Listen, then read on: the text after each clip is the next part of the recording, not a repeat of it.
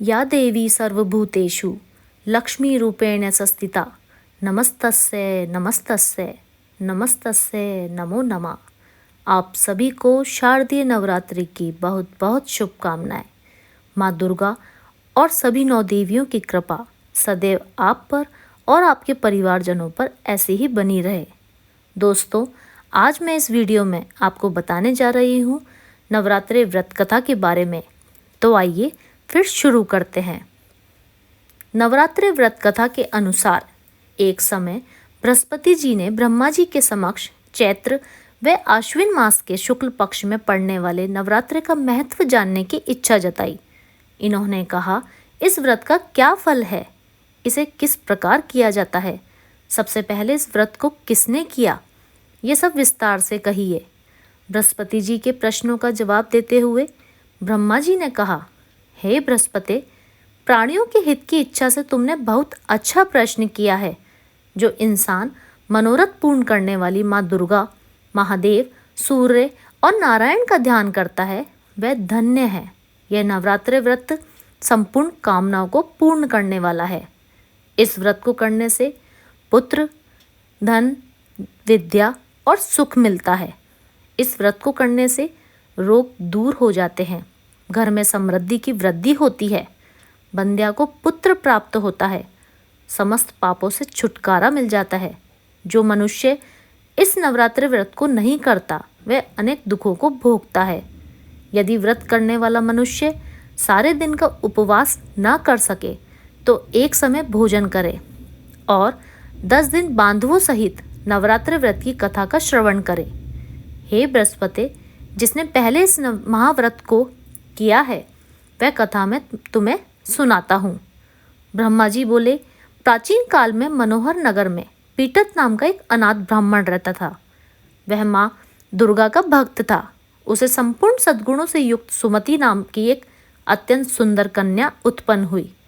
वह कन्या अपने पिता के घर में अपनी सहेलियों के साथ क्रीड़ा करती हुई इस प्रकार बढ़ने लगी जैसे शुक्ल पक्ष में चंद्रमा की कला बढ़ती है। उसका पिता प्रतिदिन जब दुर्गा की पूजा करके होम किया करता, वह उस समय नियम से वहां उपस्थित रहती। एक दिन सुमति भगवान के पूजन में उपस्थित नहीं हुई। उसके पिता को पुत्री की ऐसी असावधानी देखकर क्रोध आया और वह पुत्री से कहने लगे, अरे दुष्ट पुत्री, आज तुमने भगवती का पूजन नहीं किया, इस कारण मैं किसी कुष्ठ रोगी या दरिद्र मनुष्य के साथ तेरा विवाह करूंगा। पिता की बात सुनकर सुमति को बड़ा दुख हुआ और पिता से कहने लगी, हे पिता, मैं आपकी कन्या हूँ तथा सब तरह आपके अधीन हूँ। जैसी आपकी इच्छा हो वैसा ही करो, चाहे राजा से, चाहे कुष्ठी से, चाहे दरिद्र से, जिसके साथ चाहो मेरा विवाह करना चाहो कर दो। वही पर होगा वही जो मेरे भाग्य में लिखा है, क्योंकि कर्म करना मनुष्य के अधीन है पर फल देना ईश्वर के अधीन है।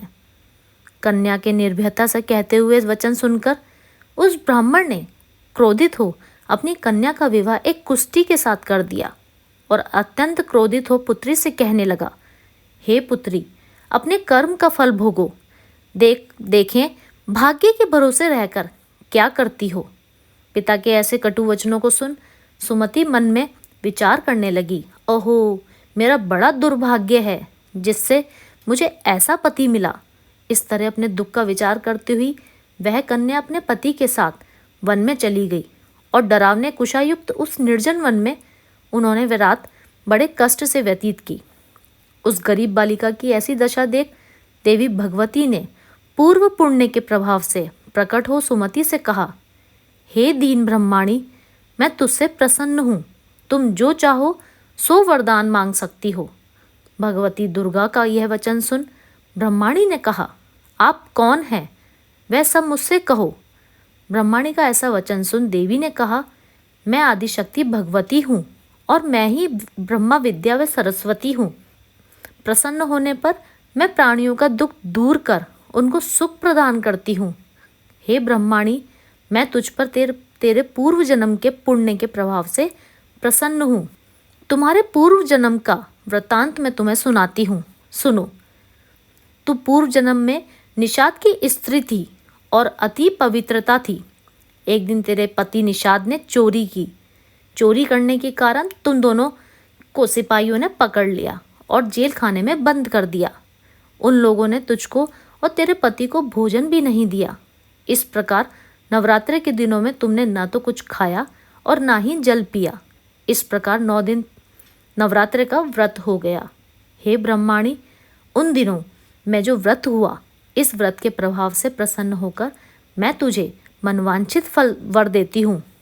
तुम्हारी जो इच्छा हो सो मांगो। इस प्रकार दुर्गा के वचन सुन ब्रह्माणी बोली, अगर आप मुझ पर प्रसन्न हैं तो हे दुर्गे, मैं आपको प्रणाम करती हूँ। कृपा करके मेरे पति का कोढ़ दूर करो। देवी ने कहा, उन दिनों तुमने जो व्रत किया था, उस व्रत का एक दिन पुण्य पति का कोढ़ दूर करने के लिए अर्पित करो। उस पुण्य के प्रभाव से तेरा पति ठीक हो जाएगा। इस प्रकार देवी के वचन सुन ब्रह्माणी प्रसन्न हुई और पति को निरोग करने की इच्छा से जब उसने तथास्तु ऐसा वचन कहा, तब उसके पति का शरीर भगवती दुर्गा की कृपा से कुष्ठ रोग से रहित हो गया। वह ब्रह्माणी पति को देख देवी की स्तुति करने लगी। हे दुर्गे, आप दुर्गति को दूर करने वाली, तीनों लोकों का संताप हरने वाली, समस्त दुखों को दूर करने वाली, रोगी मनुष्य को निरोग करने वाली, प्रसन्न हो मनवांछित वर देने वाली और दुष्टों का नाश करने वाली जगत की माता हो। हे अम्बे, मुझे निरपराध अबला को मेरे पिता ने कुष्ठी मनुष्य के साथ विवाह कर घर से निकाल दिया। पिता से तिरस्कृत निर्जन वन में विचर रही हूँ। आपने मेरा इस विपदा से उद्धार किया है। हे देवी, आपको प्रणाम करती हूँ, मेरी रक्षा करो।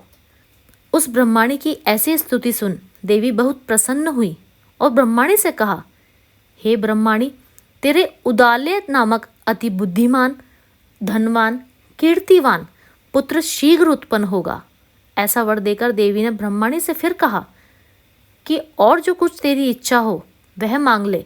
सुमति ने कहा, हे भगवती दुर्गे, अगर आप मुझ पर प्रसन्न हैं तो कृपया कर मुझे नवरात्रि व्रत की विधि का विस्तार से वर्णन कीजिए।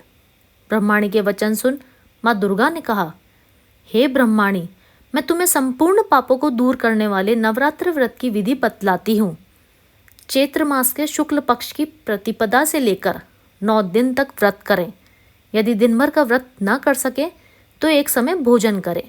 शुभ मुहूर्त में घट स्थापना करें और वाटिका बनाकर उसको प्रतिदिन जल से सींचें। महाकाली, महालक्ष्मी और महासरस्वती की मूर्तियां स्थापित कर उनकी विधि सहित पूजन करें। बिजोरा के फल से अर्घ देने से रूप की प्राप्ति होती है। जायफल से अर्घ देने की कीर्ति की, दाख से कार्य की सिद्धि होती है। आंवले से सुख की प्राप्ति और केले से अर्घ देने से आभूषणों की प्राप्ति होती है। इस प्रकार पुष्पों व फलों से अर्घ देकर व्रत समाप्त होने पर 9वें दिन विधि विधान हवन करें। खांड, घी, गेहूँ, शहद, जौ, तिल, बेल, नारियल, दाख और कदम जैसी विभिन्न सामग्रियों से हवन करें। आंवले से कीर्ति की और केले से पुत्र की, कमल से राज सम्मान की और दाखों से संपदा की प्राप्ति होती है। खांड, घी, नारियल, शहद, जौ और तिल तथा फलों से होम करने से मनवांचित वस्तु की प्राप्ति होती है। व्रत करने वाला मनुष्य इस विधि विधान से होम कर आचार्य को अत्यंत नम्रता के साथ प्रणाम करे और यज्ञ की सिद्धि के लिए उसे दक्षिणा दे। इस प्रकार बताई हुई विधि के अनुसार जो व्यक्ति व्रत करता है उसके सब मनोरथ सिद्ध होते हैं। इसमें तनिक भी संदेह नहीं है। इन 9 दिनों में जो कुछ दान दिया जाता है उसका करोड़ों गुना फल मिलता है। इस नवरात्रि व्रत के करने से अश्वमेघ यज्ञ का फल मिलता है। हे ब्रह्माणी, इस संपूर्ण कामनाओं को पूर्ण करने वाले उत्तम व्रत को तीर्थ, मंदिर अथवा घर में विधि के अनुसार करें। ब्रह्मा जी बोले बृहस्पति जी से। इस प्रकार ब्रह्माणी को नवरात्र विधि बताकर देवी अंतर्ध्यान हो गई। अतः जो मनुष्य या स्त्री इस व्रत को भक्तिपूर्वक करता है वह इस लोक में सुख प्राप्त कर अंत में मोक्ष की प्राप्ति करता है। ब्रह्मा जी बृहस्पति जी से कहते हैं कि यह इस दुर्लभ व्रत का महात्म्य है जो मैंने तुम्हें बताया। ऐसा सुन बृहस्पति जी आनंद से प्रफुल्लित हो गए और कहने लगे, हे ब्राह्मण, आपने मुझ पर अति कृपा की जो मुझे इस व्रत का महत्व सुनाया। ब्रह्मा जी बोले, हे बृहस्पति, ये देवी भगवती संपूर्ण लोकों का पालन करने वाली है। इस महादेवी के प्रभाव को कौन जान सकता है? बोलो, देवी भगवती माँ की जय। देवी भगवती माँ की जय। दोस्तों, वीडियो को अपना कीमती समय देने के लिए आपका बहुत बहुत धन्यवाद। अगर आपको जानकारी अच्छी लगी तो कृपया कमेंट बॉक्स में अवश्य लिखिए और इससे संबंधित लोगों को अवश्य शेयर करें। और अभी तक चैनल को अगर आपने सब्सक्राइब नहीं किया है तो चैनल को सब्सक्राइब करना ना भूलें। Thank you for watching.